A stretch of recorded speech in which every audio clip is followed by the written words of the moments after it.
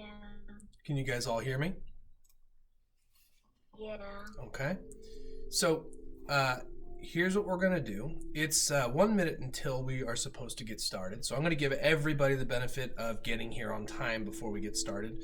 What you can do to be proactively getting ready for the lesson is you can go ahead and open up a few things. If you look at my screen, you'll notice I have our slideshow from last period opened up. You don't need to have that one. You guys can just work with me as I do it on my screen while we review what we went over last period. In the meantime, though, what you can get open, you'll notice that I've given you the Weston Game chapters 1 and 2 vocabulary and guiding questions. Okay, it's in the form of a Google Doc. You can open that up, and it's going to look like this.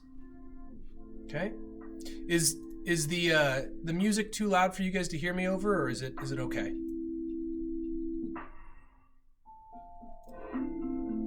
Hello? Is it too loud?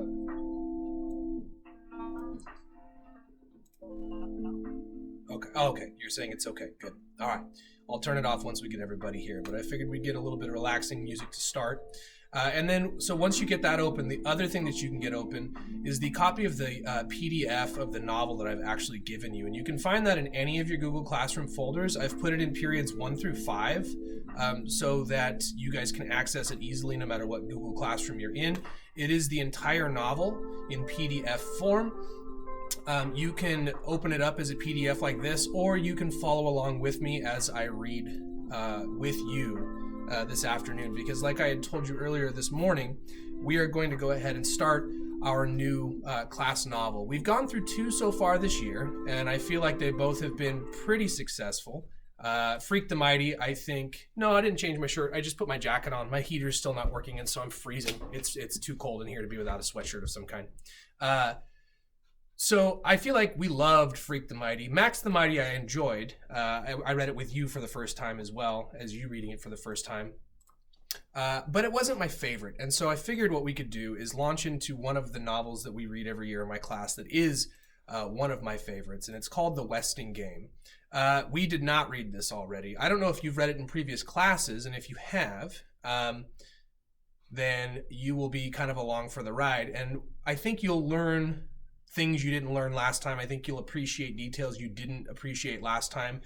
Just like any murder mystery, whether it's a movie, a television show, a serialized radio drama, or something that you've experienced like that, we know that watching it for a second time always yields kind of new results and new unfound details that you didn't notice the first time.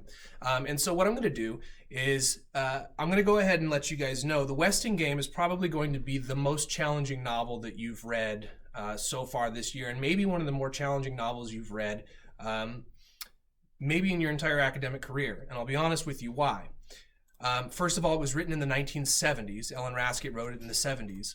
And the 70s, is a long time ago. A lot has changed culturally in the United States. A lot has changed in terms of politics. A lot has changed in terms of race relations. And all 3 of those things come into play during this novel. There's a character who is one of the first black judges in the state of Michigan in this story. And just like when we read the Hank Aaron piece yesterday, that might not be as big a leap for you guys to make mentally at this point in 2021, right? We've had a black president. We have prominent black African-American figures in all levels of politics and in all the different kind of cloisters of American life. And so it might not be that difficult for you to imagine, or maybe it will be that difficult for you to imagine that at one point in our country's history, it would have been a big deal to be the first appellate judge of African-American descent, or maybe even the first female judge of African-American descent. So there are things in this novel that are going to seem a little bit alien to you. And so culturally, socially, all of those things come into play.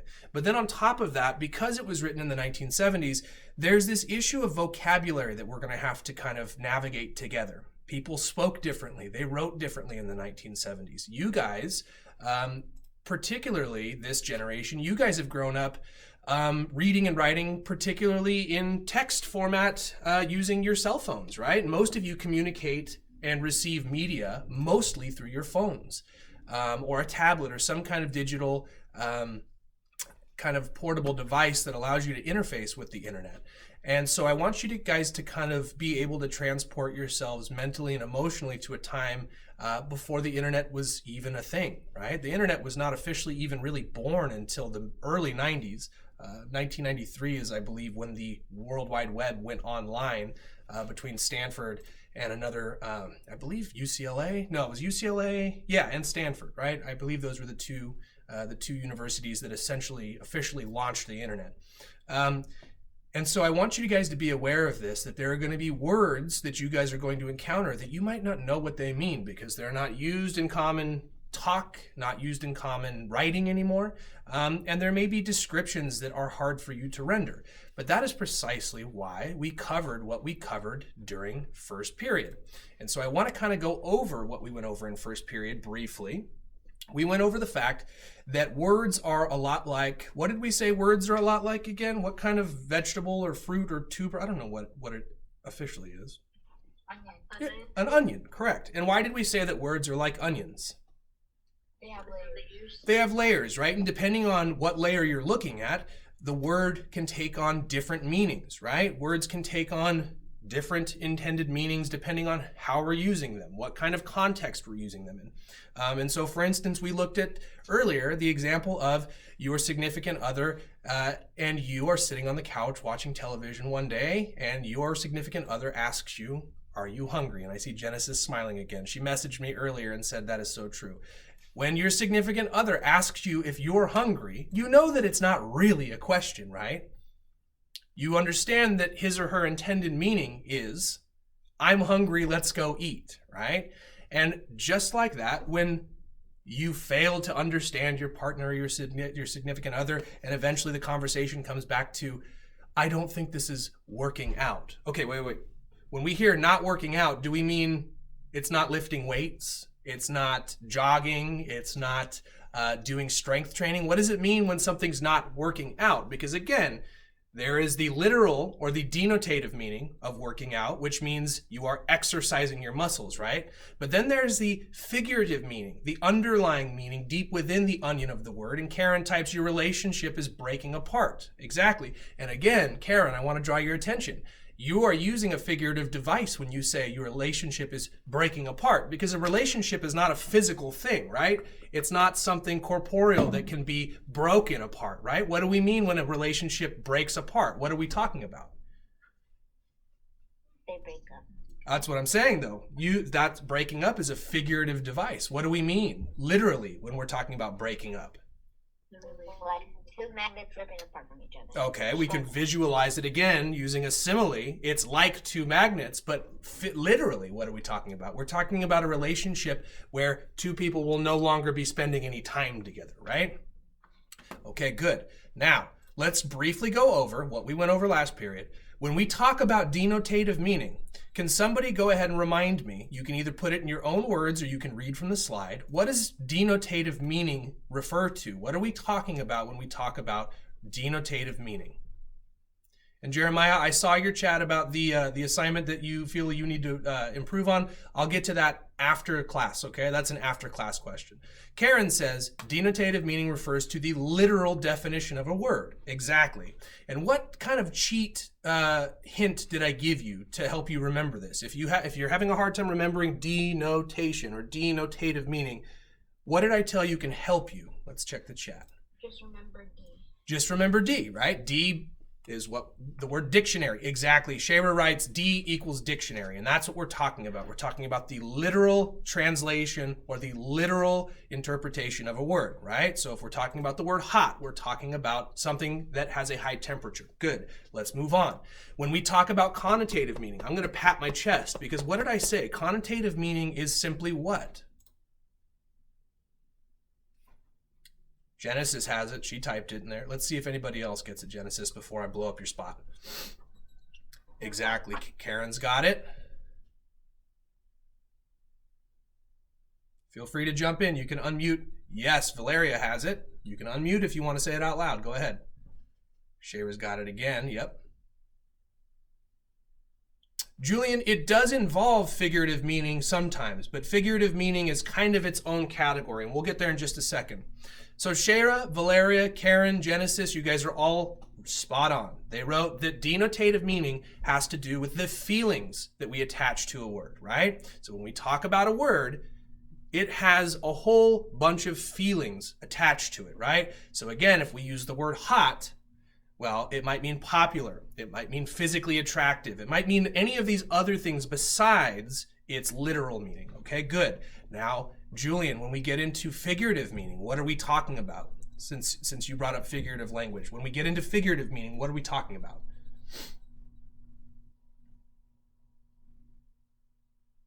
It's like, You can also give me an example of figurative language if that's easier for you. Good, Karen's got it. it's like, okay, so say like someone says, can't think of it. Okay. That's okay. Don't hurt yourself. It's all good. Let me give you the example that Karen just gave. And Krishma reminds us, yes, we can use idioms like it's raining cats and dogs. Karen says we can speak in idioms or metaphors, right? It's about to say something like it's raining cats or dogs. Good. I'm seeing these in the chat. Genesis reminds us that we're talking about things like metaphor. We're also talking about things like exaggeration or hyperbole, right? If you tell me, if I get a message, Stockman, can you please let up on the homework? The homework is killing me. Well, do you literally mean, are you talking about the denotative meaning of the word killing? Is it murdering you? You may feel that way, right? That may be the connotative meaning of the word, or you may mean it figuratively, right? What are you telling me? If you're telling me the workload is killing me, can you kind of lighten up on us? What are you really saying? Too much. It's too much, right? You're saying that I'm stressed, this is too much for me to handle. The next time your parents tell you that you're grounded, okay, you can ask them, now, Mom, do you mean that literally? Okay, do you mean that technically? Now, again, we have this thing called technical meaning, okay? Now, if we're talking about the technical meaning of the word grounded, grounded is a term that pilots use to describe what happens to a plane when it can no longer fly, which is why we use it figuratively to describe what it's like to be grounded when you're in trouble, right? We use it as kind of a comparison for what it's like when you are no longer allowed to be out and free and doing all the things that you'd like to be doing. So the next time your parents tell you you're grounded, ask them. And if you tell them I told you to say this, I'll just deny it. I'll just be like, I don't know what you're talking about. Say, Mom, do you mean that technically? Do you want me to lay flat on the ground? Do you mean it literally? Do you want me to lay on the ground? Karen says, I never get grounded. I know, because your brother Anthony's the one who gets grounded all the time, I'm sure, right? Julian says, I'll use this. And then you can say, Mom, I think you're meaning this figuratively, in which case I'll be in my room counting down the days until I'm allowed to leave, right? Desire says, are you trying to get me killed? Yes, exactly. No, of course not. So we have a good idea of the 4 different kinds of meaning, right? So what I want to do is that one of their names. Yes, Jeremiah, there is a character in the novel with the last name Wexler. And there are several characters with the last name Wexler. So we'll get into that. Now that I know that we are all on the same page, that we all understand denotative, connotative, figurative, and technical meanings, what I'd like to do is draw your attention to the activity for this afternoon, okay? And what I want you to do is pull up this page here. You can either pull it up or you can follow along on my page. I'm gonna break you into groups in just a little bit, and I'm gonna have you guys, each group is going to look at a specific word. Now, I've given you guys an example here.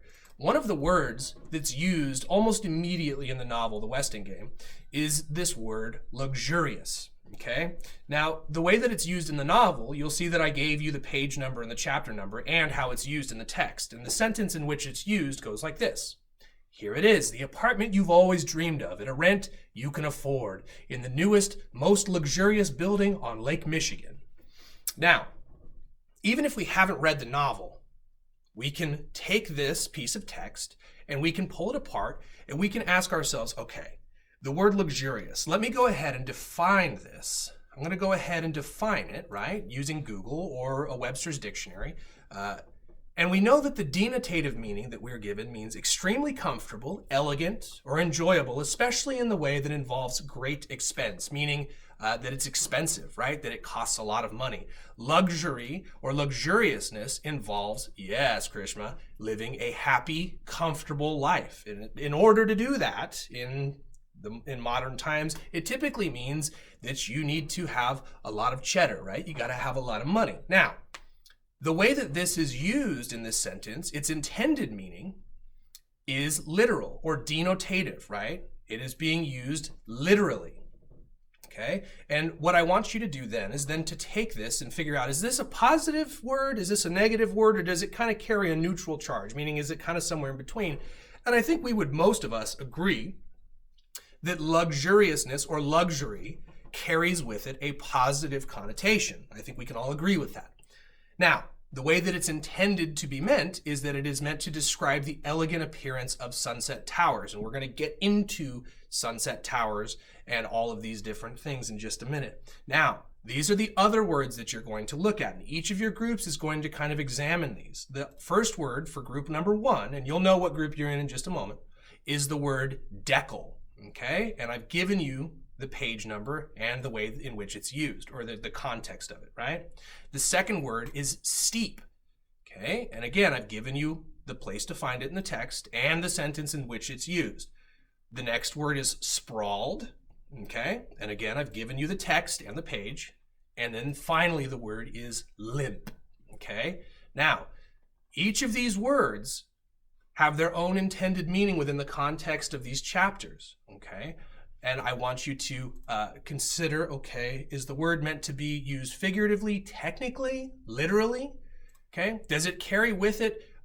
Yes, Karen, each group's going to get one word. Okay, and then what's going to happen is with whatever time we have left at the end of the period, or maybe even tomorrow morning as a warm-up, we'll come together and we'll define these words based on what conclusions we arrived at in our groups. Normally, this exercise would probably take an hour in and of itself to get through this and read the text that we're going to read. But considering we are working in 45-minute bursts, we may have to kind of truncate this and start it fresh tomorrow morning. So you'll be asking yourself, what is the denotative meaning the literal definition from the dictionary? Is it meant to be positive, negative, or does it even have a connotative meaning at all? How is it used in the text, which I've provided for you, okay? What is its intended use or meaning? Is it meant to be used figuratively? Is it meant to be used technically? Is it meant to be used literally? Okay? And then, once you figure all that out, you need to apply it to the story. How is it intended to be used on behalf of Ellen Raskin, the author of The Westing Game? So before we get going, I thought we could start by reading chapters 1 and 2 together, and then I'll put you into breakout groups, okay? Now, these chapters move very quickly. So chapters 1 and 2, I know it might sound like a lot, but it's really just an issue of, it's like 5 or 6 pages, okay? And we've read way more than that in a single sitting. So, again, The Westing Game. Now, I want to draw your attention to something before we get going, because again, one of the things that we need to remember is that images have intended meanings too, and we call this symbolism, right? And in fact, words are just symbols that come together to form words, which then symbolize ideas. I want you to look at the cover of this novel. What do we notice here? There's a house made out of money. There's a house made out of money. Interesting. Fireworks. There's 2 yellow eyes in the background. There are 2 yellow eyes in the background. There's a quarter.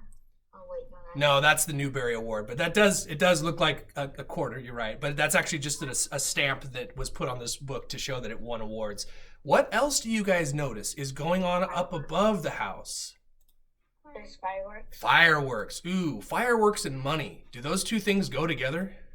Yes. No, because one can be lit on fire. Oh, they're flammable? Oh, but aren't they both kind of symbols of the United States, right? Fireworks we use to kind of symbolize our independence, right? Every year on the 4th of July, just like Max tells us in Freak the Mighty, dads get together and they drink their beers and they light things on fire, right? Like he said in the novel that we read, exactly. And then also, what do we tend to put on our money? What do we notice is on our money? George Washington. George Washington is on the dollar, yeah. Okay. We also put the figures or the pictures of prominent founding fathers. And I believe they're going to start putting Harriet Tubman on the $20 bill. I believe that's one of the things that Biden is going to put on the $20 bill, or at least move to have done. So that'll be. What's that? Who's the person on the $20 bill? I believe it's Andrew Jackson as of right now. I don't know who they are, but okay. Okay. All right. So we all know that these are two major symbols that we are familiar with in the United States, right? Money is kind of the thing that governs every decision we make, right? It's hard to make decisions and do things that we want to do when we don't have money. And conversely, when we have money, that opens us up to new freedoms and new opportunities, just like how we use the fireworks to kind of symbolize our freedom as well. And so I want you to keep these two ideas in the back of your mind throughout the novel as we get into it. I want you to be thinking about the significance of money, okay, and the significance of what money allows us to do, how mobile it allows us to be in society, and what kind of opportunities it affords us, okay? So, Chapter 1, Sunset Towers. The sun sets in the west. Just about everybody knows that. But Sunset Towers faced east. Strange. Sunset Towers faced east and had no towers. This glittery, glassy apartment house stood alone on Lake Michigan's shore, 5 stories high. 5 empty stories high. Then one day it happened to be the 4th of July. A most uncommon-looking delivery boy rode around town, slipping letters under the doors of the chosen tenants-to-be. The letters were signed Barry Northrup. The delivery boy was 62 years old, and there was no such person as Barney Northrup. And I'm sorry I said Barry, it's Barney Northrup. Wait, what does that mean? There was no such person as Barney Northrup, but we just met a man named Barney Northrup. What could that mean? Do you think he died? Maybe. Someone took his identity? Maybe. You guys know what catfishing is, right? What's it mean when you get catfished on the internet? When you meet somebody on the internet and then they like fake to be somebody else. They pretend to be somebody else, so keep this in mind. These are the kinds of clues we need to be paying attention to. And we're going to get into genre and murder mysteries and all the different things we need to get to later this week or maybe on Monday. Dear Lucky One, here it is, the apartment you've always dreamed of at a rent you can afford in the newest, most luxurious building in Lake Michigan. Sunset Towers, picture windows in every room, uniformed doorman, maid service, central air conditioning, high-speed elevator, exclusive neighborhood near excellent schools, etc., etc. You have to see it to believe it. But these unbelievably elegant apartments will be shown by appointment only, so hurry. There are only a few left. Call me now at 276-7474 for this once-in-a-lifetime offer. Your servant, Barney Northrup. P.S. I'm also renting ideal space for doctor's office in the lobby, coffee shop with entrance from parking lot, high-class restaurant on entire top floor. 6 letters were delivered, just 6. 6 appointments were made, and one by one, family by family, talk, Barney Northrup led the tours around and about Sunset Towers. Take a look at all that glass. One-way glass, Barney Northrup says. You can see out, nobody can see in. Looking up, the Wexlers, the first appointment of the day, were blinded by a blast of morning sun that flashed off the face of the building. See those chandeliers? Crystal, Barney Northrup said, slicking his mustache back and straightening his hand, painted tie in the lobby's mirrored window. How about this carpeting? 3 inches thick. Gorgeous, Mrs. Wexler replied, clutching her husband's arm as her high heels wobbled in the deep plush pile. She, too, managed an approving glance in the mirror before the elevator door opened. You're really in luck, Barney Northrup says. There's only one apartment left, but you'll love it.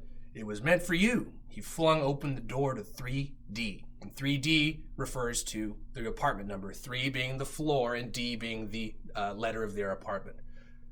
Now, is that breathtaking or is that breathtaking? Mrs. Wexler gasped. It was breathtaking, all right. 2 walls of the living room were floor-to-ceiling glass. Following Barney Northrup's lead, she oohed and awed her joyous way through the entire apartment. Her trailing husband was less enthusiastic. What's this, a bedroom or a closet? Jake Wexler asked, peering into the last room. It's a bedroom, of course, his wife replied. It looks like a closet. Oh, Jake, this apartment is perfect for us, just perfect. Grace Wexler argued in a whining coo. The third bedroom was a trifle small, but it would do just fine for Turtle. And think of what it means having your office in the lobby, Jake. No more driving to and from work, no more mowing the lawn or shoveling snow. Let me remind you, Barney Northrup said, the rent here is cheaper than what your old house costs in upkeep. How would he know that? Jake wondered. Grace stood before the front window where beyond the road, beyond the trees, Lake Michigan lay calm and glistening. A lake view.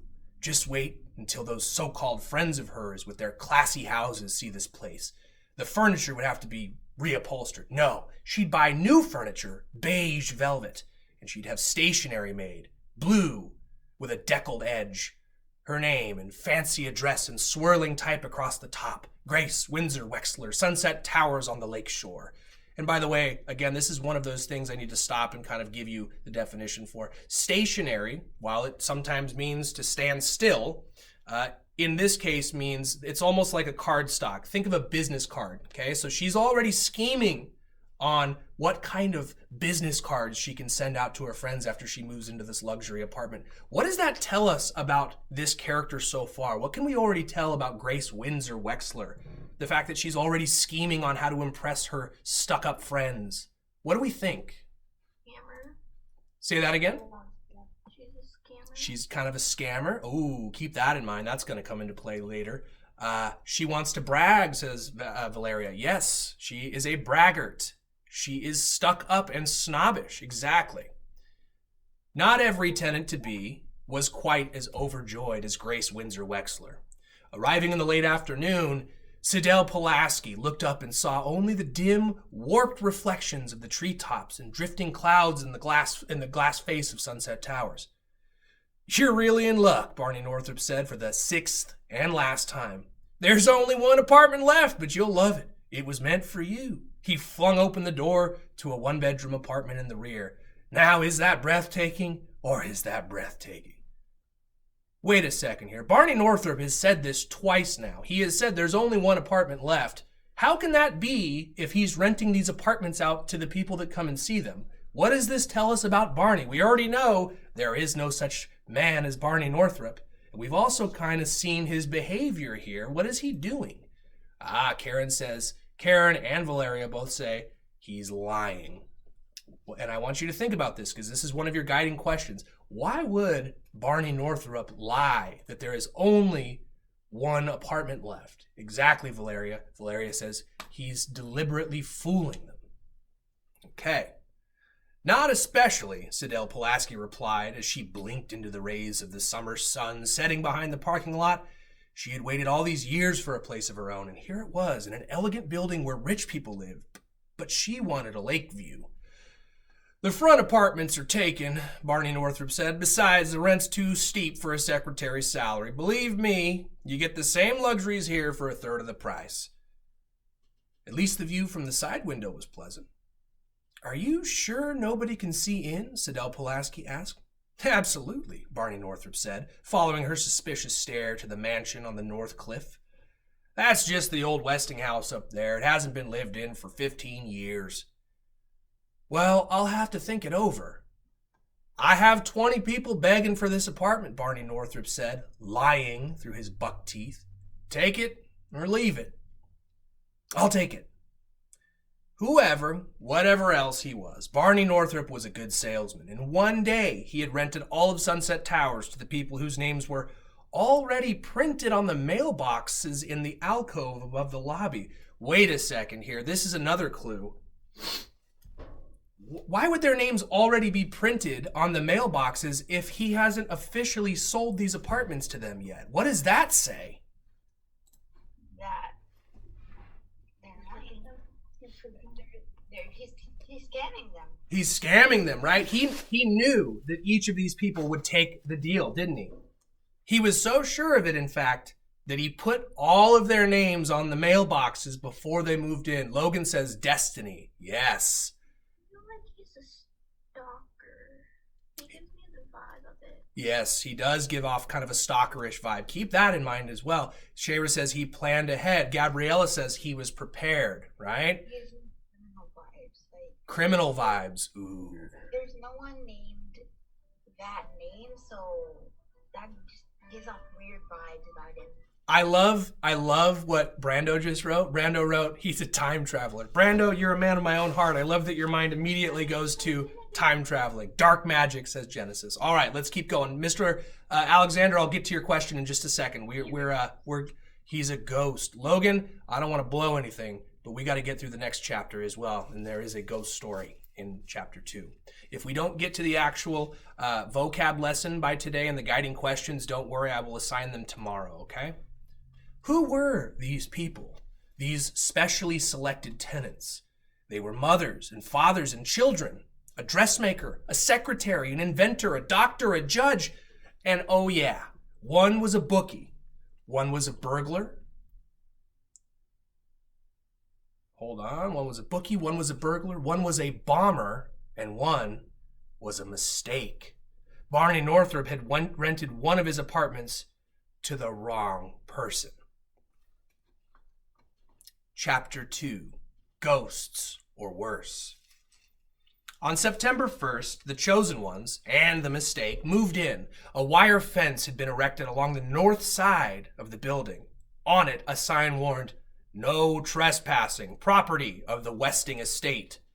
The newly paved driveway curved sharply and doubled back on itself rather than breach the city-county line. Sunset Towers stood at the far edge of town. So now we're finding out that Sunset Towers is way out in the middle of nowhere. Another big hallmark of murder mysteries, right? A big isolated building in the middle of nowhere. On September 2nd, Shin Hu's restaurant, specializing in authentic Chinese cuisine, held its grand opening. Only 3 people came. It was indeed an exclusive neighborhood. Too exclusive for Mr. Hu. However, the less expensive coffee shop that opened on the parking lot was kept busy serving breakfast, lunch, and dinner to tenants ordering up to work from the nearby Westingtown. Sunset Towers was a quiet, well-run building, and except for the grumbling Mr. Hu, the people who lived there seemed content. Neighbor greeted neighbor with good morning or good evening or a friendly smile and grappled with the small problems of life behind closed doors. With the big problems were yet to come. Now, it was the end of October. A cold, raw wind whipped dead leaves around the ankles of the 4 people grouped in Sunset Tower's driveway, but not one of them shivered. Not yet. The stocky, broad-shouldered man in the doorman's uniform, standing with feet spread, fists on his hips, was Sandy McSuthers.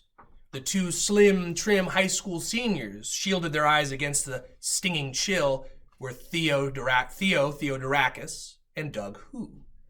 The small, wiry man pointed to the house on the hill was Otis Amber, the 62-year-old delivery boy. They faced north, gaping like statues, cast in the moment of discovery, until Turtle Wexler, her kite tail of a braid flying behind her, raced her bicycle into the driveway. Look, look! There's smoke! There's smoke coming from the chimney of the Westing house! The others had seen it. What did she think they were looking at anyway? Turtle leaned on the handlebars, panting for breath. Sunset Towers was near excellent schools, as Barney Northrop had promised, but the junior high was 4 miles away. Do you think Old Man Westing's up there? Nah, Otis Amber, the old delivery boy said. Nobody's seen him for years. Supposed to be living on a private island in the South Seas, he is. But most folks say he's dead, long gone dead. They say his corpse is still up there in that big old house. They say his body's sprawled out on the fancy oriental rug and his flesh is rotting off those mean bones. And maggots are creeping in his eye sockets and crawling out his nose holes. The delivery boy added a high-pitched hee-hee-hee to the gruesome details. Now, someone shivered. It was Turtle. Serves him right, Sandy said. At other times, a cheery fellow, the doorman often complained bitterly about having been fired from his job of 20 years in the Westing paper mill. But somebody must be up there. Somebody alive, that is. He pushed back the gold-braided cap and squinted at the house through his steel-framed glasses as if expecting the curling smoke to write the answer in the autumn air.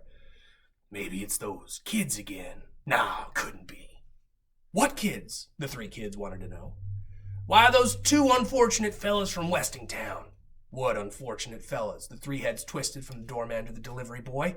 Doug Who ducked Turtle's whizzing braid. Touch her precious pigtail, even by accident, and she'll kick you in the shins, the brat. He couldn't chance an injury to his legs, not with the big meat coming. The track star began to jog in place. Horrible! It was horrible, Otis Amber said with a shudder that sent the loose straps of his leather aviator's helmet swinging about his long, thin face. Come to think of it, happened almost exactly 1 year ago tonight, on Halloween. What happened? Theodorakis asked impatiently. He was late for work in the coffee shop. Tell him, Otis, Sandy urged. The delivery boy stroked the gray stubble on his pointed chin. Seems it all started with a bet. Somebody bet them $1 they couldn't stay in that spooky house 5 minutes. One measly buck.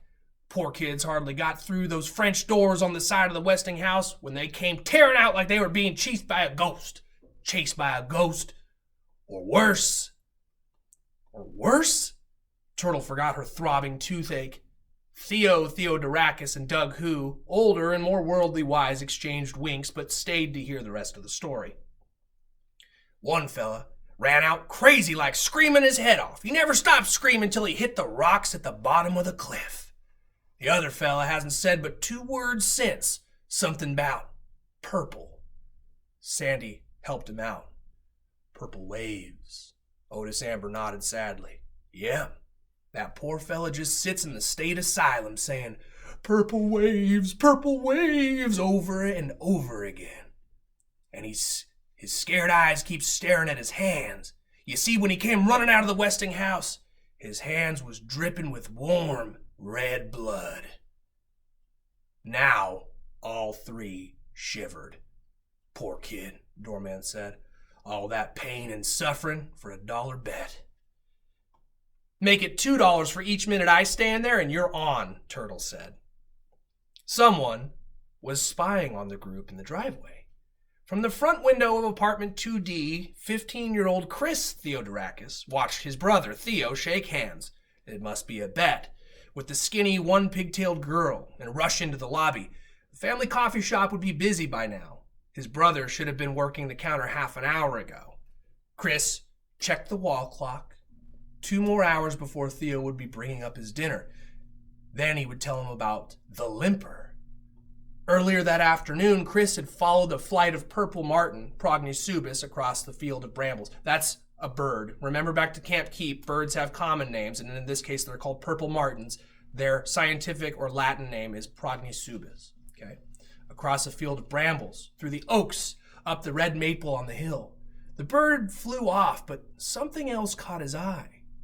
Someone, he couldn't tell if the person was a man or a woman, came out of the shadows on the lawn, unlocked the French doors, and disappeared into the Westing house. Someone with a limp. Minutes later, smoke began to rise from the chimney. Once again, Chris turned toward the side window and scanned the house on the cliff. The French doors were closed. Heavy drapes hung full against the 17 windows he had counted so many times. They didn't need drapes on the special glass windows here in Sunset Towers. He could see out, but nobody could see in. Then why did he sometimes feel that someone was watching him?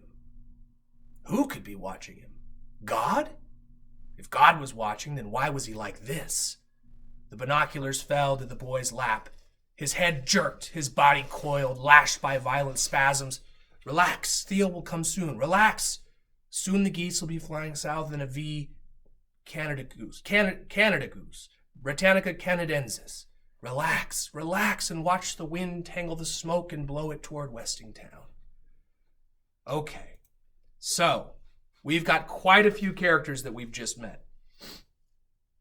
Yes, Valerius, screaming his head off would be figurative language, right? If we screamed until our heads popped off, we would mean that literally. But, yes. So we've got some characters we need to keep straight here. So many characters. You're right, Julian. We need to remember that we have met now Grace Windsor Wexler, who is the mother of Turtle Wexler. Turtle Wexler is a junior high student, right? We know this because she had to ride her bike home from school. We know about the Theodorakis family. They own the coffee shop in the bottom floor, okay? And don't worry, we're going to keep all these characters straight. We only have 5 minutes left. So what I want to do, we don't necessarily have time to go through all the vocab, so we'll save that for later. We don't have time to answer the guiding questions unless you want to take a stab at them after we're done here, but you certainly don't have to, okay? Okay, yes, Jeremiah, for the second time, you and I can discuss your score on the assignment from yesterday or from Monday after class, okay? That is a me problem, not a we problem. So the first question asks, in the first chapter of the novel, Grace Windsor Wexler is characterized as a snob. And so what you'll end up doing when I tell you to do it, and I'm going to extend the due date on this until after tomorrow. We'll do this during fifth period. Choose one specific piece of textual evidence from the chapter which supports this characterization and explain how it does so. So essentially what I'm doing is I'm asking you to find a piece of text from chapter 1 that shows Grace Windsor Wexler is a snob. Okay? Question 2. Why might Barney Northrop be lying through his buck teeth when he repeatedly tells the future tenants of Sunset Towers that he only has one apartment left? What might his motive be? 3. Toward the end of chapter 1, we learn that the names of the tenants have been printed on the mailbox in the alcove of the lobby before they've officially moved in. Make an inference as to why this might be. Question 4. In chapter 2, Otis Amber tells a ghost story about a group of kids who, on a dare, enter the Westing Mansion. The dare ends in pain and suffering for a $1 bet. Turtle Wexler replies, make it $2 for each minute I stand there and you're on. What does this tell us about her character? What kind of person is Turtle Wexler? Okay, and what's that? Daredevil. She's a daredevil, absolutely. Money. What? Say that again. She likes what? Money. She likes money. Remember, I told you to keep money in front of your brain. It's going to guide your thinking throughout this novel. And finally, 5, explain Chris Theodorakis' thoughts when the narrator says, who could be watching him? God? If God was watching him, then why was he like this? And what I would ask you to do, because that's a tough question, you need to be paying attention to the actual details, okay? Go back and read the end of the chapter and pay attention to what we know about Chris, because it's very clear, but you have to dig for it. And then finally, there's a journal entry. What are your initial thoughts or impressions regarding the mysterious circumstances surrounding Sunset Towers? How could the owner have known that each of the tenants would have agreed to move in before they made the decision to do so? Okay, so I want to know your initial thoughts. What's going on here? And just so you know, just so that we're clear, because I understand that this could be difficult for you guys to imagine without a picture in front of you, essentially, we have 2 buildings, okay? And I'm going to kind of illustrate what this is looking like. Okay, so right off the shores of Lake Michigan, we have Sunset Towers, okay? And Sunset Towers stands 5 stories tall. Now across the valley, down a ways, okay, is the Westing Mansion, okay? And we know that the Westing Mansion is a big house, right? Just like a mansion would be, okay? And that people from Sunset Towers can stare down at it. And this is where we see the smoke coming from, okay? The smoke is coming from the chimney of Westing Towers, okay? Even though it's allegedly been abandoned for 15 years, okay? So this is what we're looking at in case you guys were confused. Sunset Towers is where the tenants live. The Westing Mansion is where the ghost story took place and where Turtle Wexler will be going for her bet with the Theodorakis older brother. Okay? Just so we were clear. So, go ahead, Alexis.